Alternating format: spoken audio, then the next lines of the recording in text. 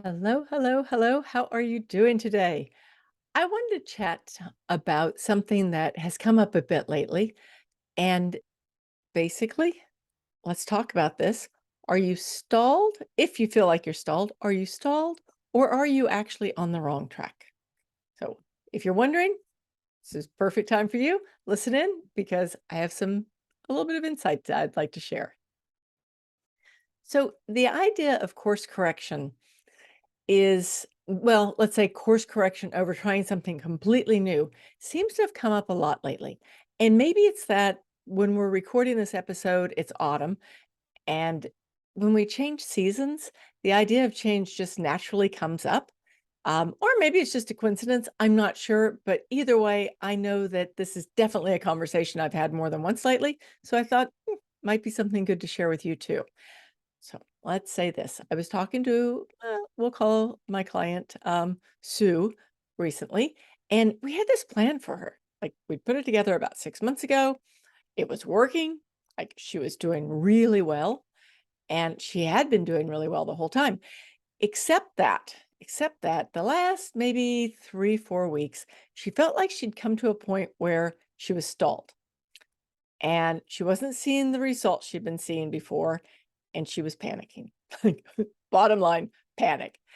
And I was trying to say to her, like, one thing is think about it. Like, when really big changes are needed, especially at the beginning when you start something new, you're going to see more results. It's just the way it is, right?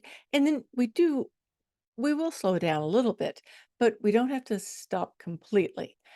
And where she was at that moment was she was thinking that she wasn't seeing those big gains that she'd been seeing at the beginning of our time for working together, and she thought, "Oh my gosh, this is it. I'm on the wrong track.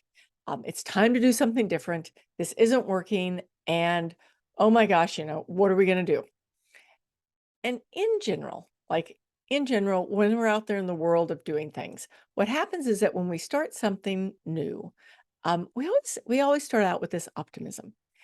It doesn't really matter what's happened in the past, and it's not what I would call informed optimism. It's just optimism because here we are. We're trying something new. This is going to work. We've got it. Like, this is it. We've figured it out. We're going to do the new thing.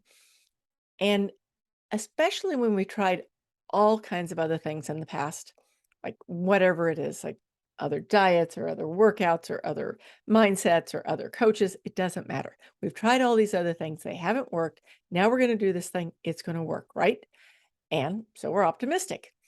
And we'll be going along and have some like really great results. Then maybe not some as great results like Sue has experienced. She'd been doing really great for several months, and now all of a sudden she was like not getting the same results. What happens is that at that moment, our optimism shifts. We've gone from feeling pretty optimistic, something's slipping, and all of a sudden it all shifts, right? Like we're on a bed of sand. Well, what are we going to do? And it could be something as simple as we miss working out for a week.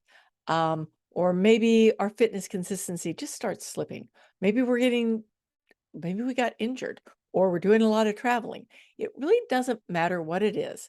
But when that little shift happens and we stop seeing the results that we were seeing, then instead of going, okay, let's regroup and start again, what happens is that we get to that point where we're like, oh my gosh, here I am, I'm slipping and time to do something new, right? We worry. What happens when we're doing this is like in the world of marketing and sales, this is called the valley of despair. When people start out with something new, they do start out generally pretty optimistic because most of us, even if we don't feel like we're optimistic, we are an optimistic species. So we start out and we've got this optimism. And then when it's not working, all of a sudden we slip into the valley of despair and we think, oh my gosh, it's not going to happen. This is it. I'm going back.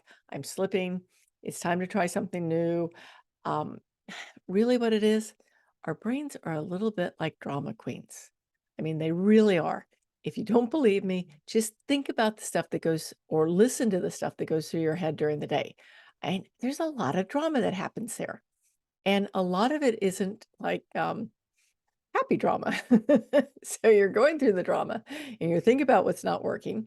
And this is when the typical response becomes slam on the brakes, stop. It's time for, shiny object syndrome. What are we going to do next? What's going to make this work? And like, what's the new thing I can try? We believe that it's time to completely change course, completely change direction, and try something new. And really the reality is that if we start by maybe having, let's say we start having less results than what we want, think about it not being the time to stop, but maybe the time to do a small course correction. And the best analogy I know for this is sailing. If you've ever been a sailor or if you've ever sailed or, if you watched sailboats on shows, then you'll probably get this. I used to sail a lot. And what I would notice is that you can always tell when someone is new because you'll be sailing along, going along, boats, doing really well. Let's say you're actually racing, you're in a race, and you're sailing along and you're racing and you're doing great.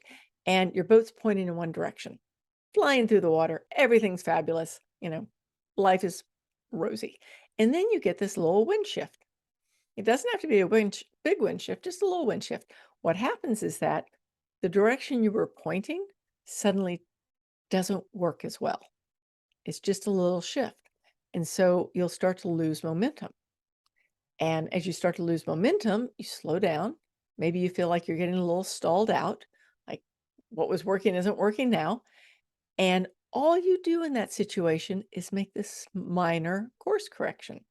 Maybe you bring the boat up a little bit back into the wind, or maybe you fall off, or maybe it's time for a different sail, which is a bigger course correction, but it's still just a correction. It's not like you change the direction that you're going, or you change, let's say a better way of that. Instead of changing the direction you're going, it's not like you completely change your trip. So there's a lot of little things that you do. But what happens when someone's a new sailor, oftentimes, not all the time, but oftentimes, they're at the helm, the boat starts to lose momentum. And instead of that small correction, what they do is they make a big change. Maybe they take a hard turn to port or left, or they take a hard right, um, or starboard, or they're not really sure what they're doing, but they're making big moves. And then what happens is that you stall the boat every time because the boat is something that is relying on that momentum that it had before. This is that same feeling as that big drastic change that happens when we go from, something's been working. Do we need to make a small course correction to, oh my gosh, it's time to change it all. It's not working.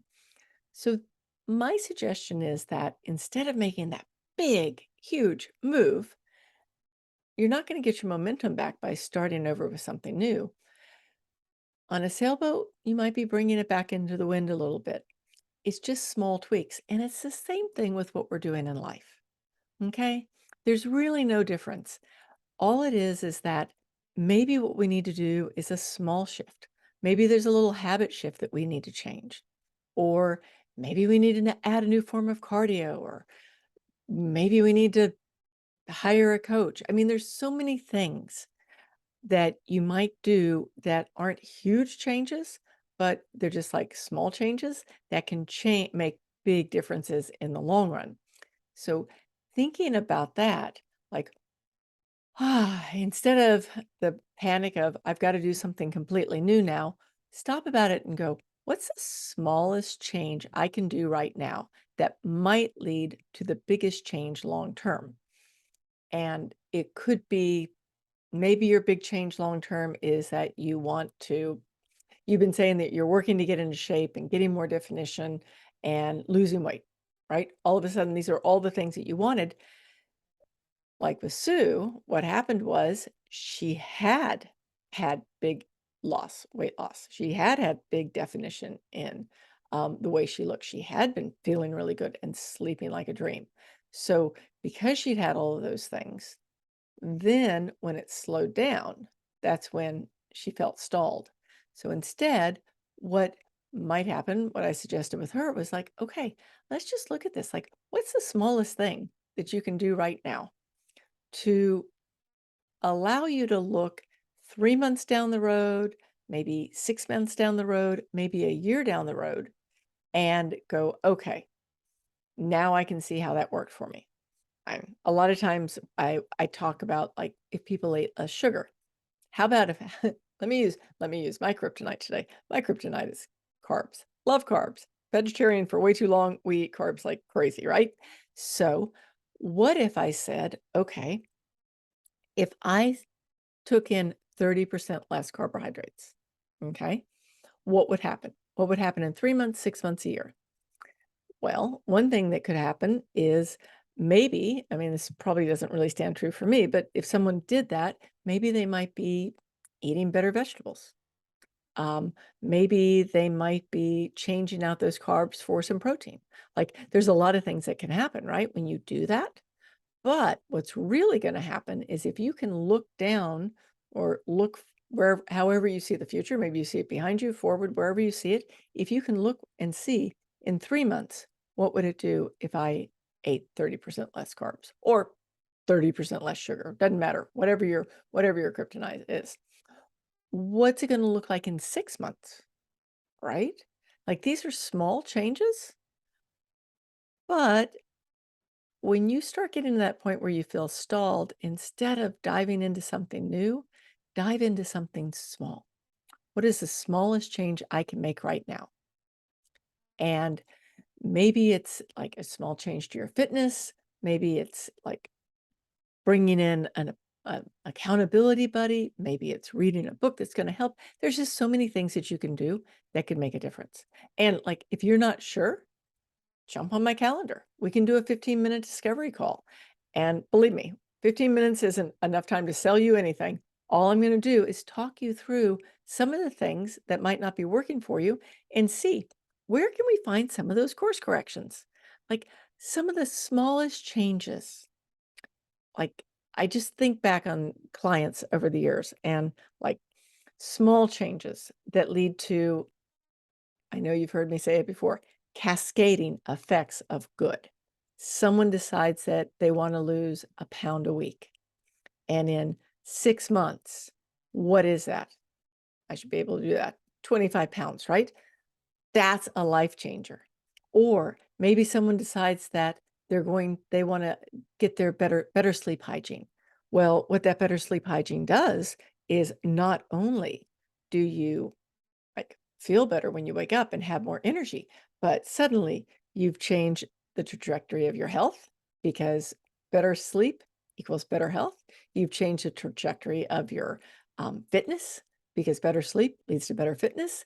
I mean, it's just you made it. You may even change the trajectory of your relationships because all of a sudden you're well rested and you feel good. Like there are so many things that we can do that are just small little tweaks, and those little tweaks will make huge, huge, huge rewards. Like little tweaks build big rewards. Okay. All right. So you've got that. I love those small steps. But what happens then is that we started out with this uninformed optimism, right? Something was, you were excited about trying something new, and then you're going along, it's working, it's awesome, it's great. And then you slip something changes, maybe you plateau, whatever it is, then you slip into that valley of despair. What happens next? What happens next is when you learn to apply things that are working better. Okay. Like if we get on a discovery call, we can figure out it's something that will work better for you than where you are right now. If you sit down with a friend, an accountability buddy, doesn't matter. You figure out something that's going to work better. All of a sudden, your optimism comes back. But now you have what I call informed optimism. You've gone from hoping something's going to work to seeing results to maybe feeling like it wasn't working properly to now you have this like knowledge. You've got this know-how. You've got this foundation, right? You've got this foundation.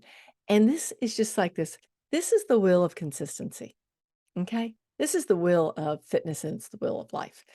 Because it's never just this great, like, straight line up that everything's going to get better.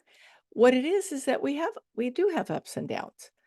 But when we learn to have ups and downs that have less, peaks and valleys and more, you know, what's the word I'm struggling for here right now? Just less peaks and valleys. It's just a little bit steadier. It's just a little bit simpler. Then you don't catch yourself looking for the next shiny object. What you catch yourself doing is going back to that, what's the next small step I can change? What's the next thing I can do? So right now, if you're still with me, stop, take a deep breath. If you happen to be like worrying that what you're doing right now isn't working properly, take a deep breath and just look around and ask yourself, what is the thing I can do right now? Doesn't have to be anything big, something I can do right now that really, if I did it and I stuck to it, in 3 months, 6 months, a year, would make major changes. All right. Let's find something easy. Like instead of, I'm just going to stick with the same example I was using before. Instead of just quitting sugar completely or quitting carbs completely for the rest of your life, forget that. That's not easy. Why bother? I mean, it's not even fun. Think about it. If it was easy, maybe it's at, slice it by 30%. Um, and then what's your step from there? And from there, what you're going to find is you're going to find this consistency in your fitness. You're going to find these, instead of big worries and heaps and valleys and worrying that, do you need to change what you're doing and start all over and so on and so forth? No, you can stop, you can take a breath, and you can go, okay, fitness consistency is a way of life. And all I need to do is do what I need to do today, stick with it, and always look toward the long term while taking action today. So if you get a chance, look forward, think about what's going to happen. If you'd like to jump on a call, I'd love to chat. Um, I would do 15-minute discovery calls. They are free. Other than that, you have a wonderful week. Thank you so much for being here, and I look forward to seeing you next week. Thank you so much. Bye-bye. Big hugs.